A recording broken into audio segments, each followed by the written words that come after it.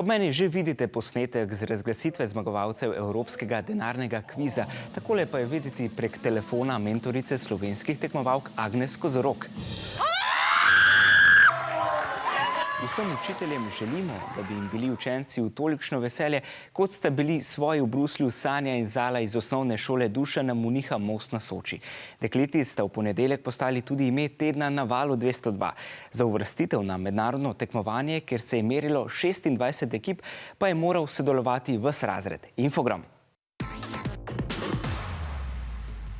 Na kviz smo se pripravljali tako, da smo dobili neka vprašanja, ki ne bi bili primeri vprašanj, ki bi se lahko pojavili na finalu. Kot razred smo bili že prej dosti povezani s tem tekmovanjem.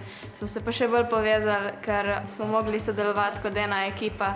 Tale učilnica je pa zabobnela, da se je treslo. Najpomembnejša stvar, ki smo se naučili, kaj je to bruto plača, ker ko se greš dogovoriti za službo, moraš vedeti, kaj je to. Najtežje vprašanje za mene je bilo povezano z matematiko. Svoj način vedenja do denarja sem spremenil tako, da sem začel več varčevati za posebne prilike.